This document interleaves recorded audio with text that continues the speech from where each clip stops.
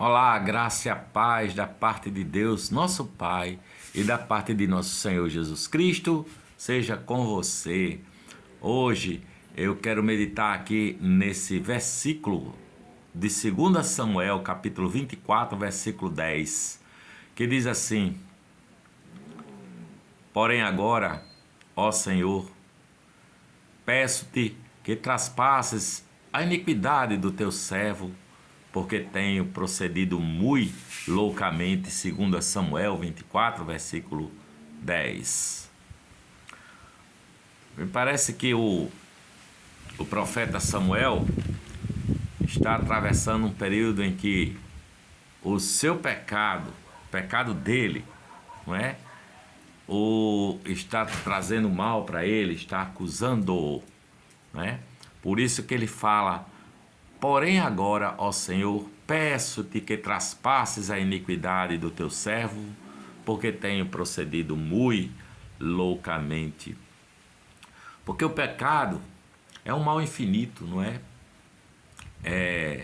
Perceba o quanto necessitamos de Jesus, o Cristo.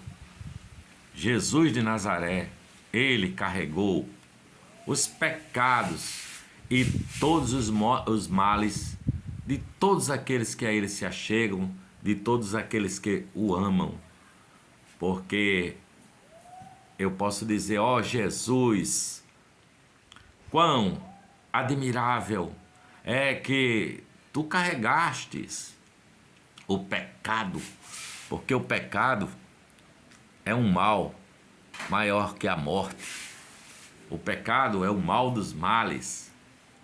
O pecado é maior até mesmo do que o inferno. Esse é o problema, não é? Agora, se você soubesse, se houvesse alguém que ficou pobre em seu lugar, que levou as suas dores, alguém que resolveu ser preso e resolveu morrer por você, e ainda mais resolveu sofrer o abandono de Deus no seu lugar, inevitavelmente você amaria eternamente essa pessoa. Foi o que Jesus Cristo fez isso por você, tudo isso e muito mais. Ele sofreu o abandono de Deus no seu lugar. Jesus Cristo carregou todos os seus pecados. Então veja quanto você é endividado a Ele, não é? A Jesus de Nazaré.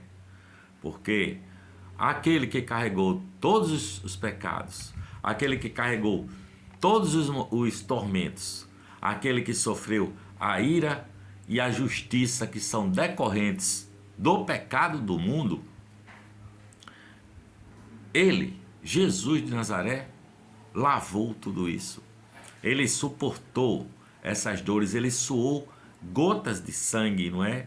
Ele suportou a ira de Deus quando clamou do alto da cruz aquela frase: meu Deus, por que me desamparaste? Não dá para entender que tormentos Jesus suportou quando ele levou o pecado do mundo. Ele, que é o Filho de Deus, qualquer que fosse os sofrimentos dos perdidos, Jesus Cristo suportou-os, porque Jesus, o Cristo, levou os seus pecados por você, por um ato voluntário dele mesmo, por um ato voluntário de Cristo. Ninguém o forçou, ninguém o constrangeu a isso. Foi pura gentileza de Jesus, e a gentileza voluntária é muito mais digna quando é feita assim, dessa forma, voluntariamente. O que quer que você faça para Deus, faça de boa vontade, não é? Você terá a apreciação de Deus Pai se você fizer de todo o seu coração. Você encontrará amor e pura boa vontade. O acordo voluntário entre Deus e Jesus Cristo foi feito no céu, Esse acordo era de que ele, Jesus, se incumbiria dessa grande obra de redenção dos seus filhos no mundo, da sua igreja. Pelo que, entrando no mundo, ele diz assim: sacrifício e oferta não quiseste, mas corpo me preparaste. Holocaustos e oblações pelo pecado não te agradaram.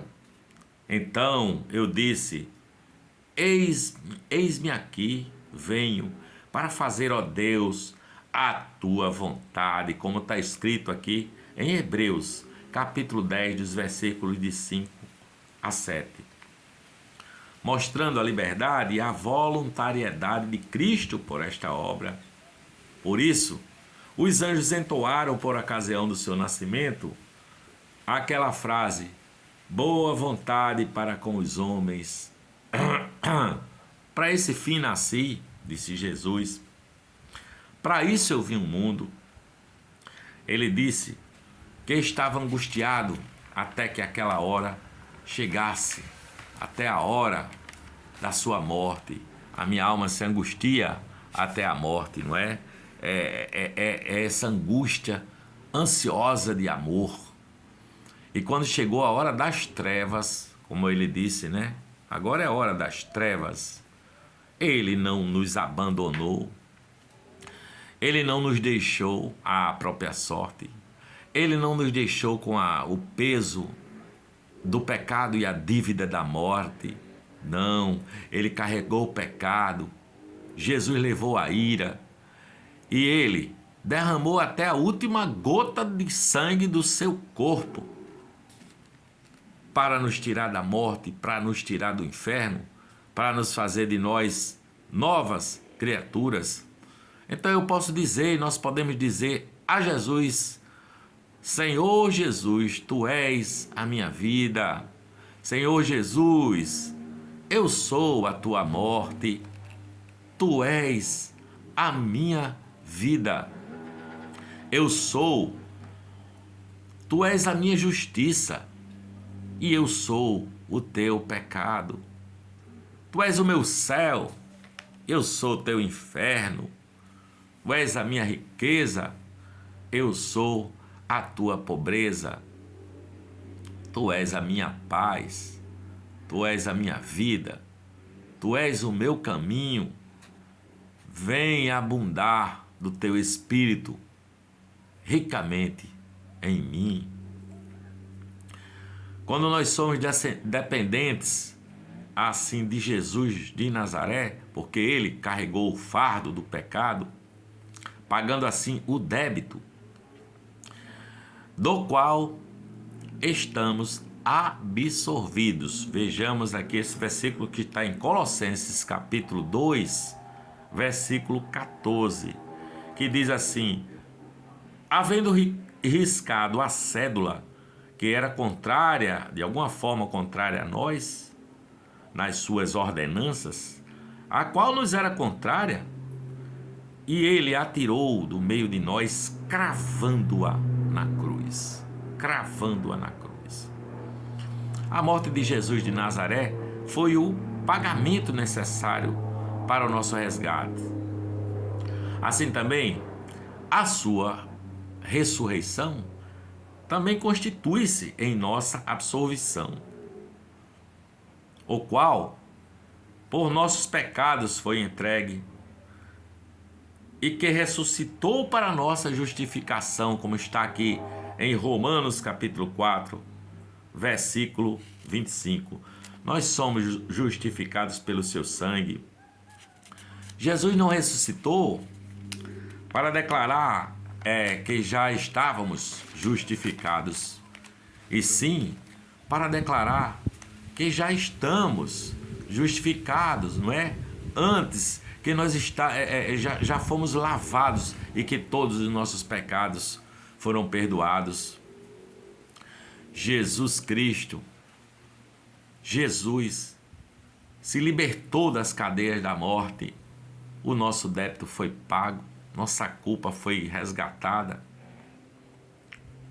Paulo diz assim, nas suas cartas: se Cristo não ressuscitou, é vã a nossa fé e nós ainda estamos em nossos pecados. Mas Jesus Cristo foi preso, foi levado prisioneiro, padeceu, levou chicotadas, teve a sua fronte perfurada com uma coroa de espinhos e por fim foi levado àquela cruz, aquela morte de cruz, e depois foi posto no túmulo. Foi posto no túmulo. Mas 3 dias depois ele quebrou os grilhões da morte, na qual era impossível prendê-lo. Ele saiu vivo do túmulo, ressuscitado. Ele declara, por tudo que passou, que nossos pecados estão perdoados. Essa é a mensagem do Evangelho de Jesus Cristo. E ele levou o pecado de tal maneira que nós não temos de levá-lo para canto nenhum. Então nós somos infinitamente devedores a Ele por causa disso, a Jesus de Nazaré, por causa disso. Ele quer que recebamos o que Ele adquiriu e entregou nas mãos do Pai. Ele quer que nós peçamos a absolvição, sim, e requeiramos das mãos do Pai, dele que é justo e nunca nos decepcionará, das mãos daquele que certamente concederá concederá o que o seu Filho custosamente adquiriu pela sua obra de redenção, pela sua obra expiatória. Quando Cristo morreu, ele confiou todos os seus méritos, nas mãos do seu Pai. Cabendo a nós crer, quando for dado o testemunho da verdade, como eu estou fazendo aqui agora. Se você crê nestas palavras, saiba que Deus fez um pacto com Jesus. Se Ele levasse o pecado do mundo, nós não precisaríamos carregá-lo, porque a cruz dele é expiatória, a cruz dele foi pesada, mas o nosso fardo é leve e suave se estamos nele. Ele disse: vinde a mim todos vós que estáis cansados e sobrecarregados, e eu vos aliviarei. Tomai sobre vós o meu jugo e aprendei de mim, que sou manso e humilde de coração, e vocês encontrarão descanso para as suas almas. Porque o meu jugo é leve, o meu fardo é leve e o meu jugo é suave, ou o meu jugo é suave e o meu fardo é leve. Então nós não precisamos carregar o fardo do pecado. Ele morreu por nossos pecados. Nós somos perdoados por meio dele, como está escrito em Isaías 53, versículo 11. O trabalho de sua alma ele verá e ficará satisfeito. Isaías 53, versículo 11. O trabalho de sua alma ele verá e ficará satisfeito. Foi por nós que Jesus fez tudo o que fez, para que nós nos comprometamos com Deus para satisfazê-lo. A misericórdia de Deus, a justiça eterna, o amor está derramado naquele sangue, no sangue derramado, aí está a justiça eterna de Jesus de Nazaré. E aí não sobrou nada para fazermos em relação à justificação. Não sobrou nada, a não ser requisitarmos o que Jesus já adquiriu. Nós não temos que comprar o perdão, nós não temos que barganhar com Deus, nós recebemos para tirarmos de nós mesmos tirarmos de nós mesmos a nós mesmos, o negue-se a si mesmo, e trazermos para dentro do coração a nosso Senhor Jesus Cristo, o seu Espírito Santo, vir habitar como num corpo passa a ser templo do Espírito Santo. Isto nos faz proclamar a Jesus como Senhor, nos faz prezar a Jesus, nos faz louvar a Jesus de Nazaré, nos faz amá-lo com amor eterno, porque Ele lavou os nossos pecados e o fez assim de tal maneira que nunca teremos que levá-los, não é? Se estamos nele, se somos homens e mulheres regenerados, novas criaturas nos tornamos, as coisas velhas ficam para trás e tudo se faz novo.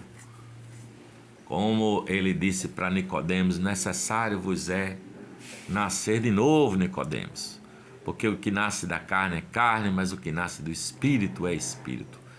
E o que nasce do Espírito é o que acredita nessa proclamação. Glória a Deus nas alturas e paz, boa vontade para com os homens, porque Jesus de Nazaré morreu na cruz, ressuscitou o terceiro dia, levando sobre si os pecados de nós todos e nos adquirindo uma pátria eterna, celestial, na glória eterna, quando um dia nos veremos e nós o conheceremos como hoje somos dele bem conhecidos.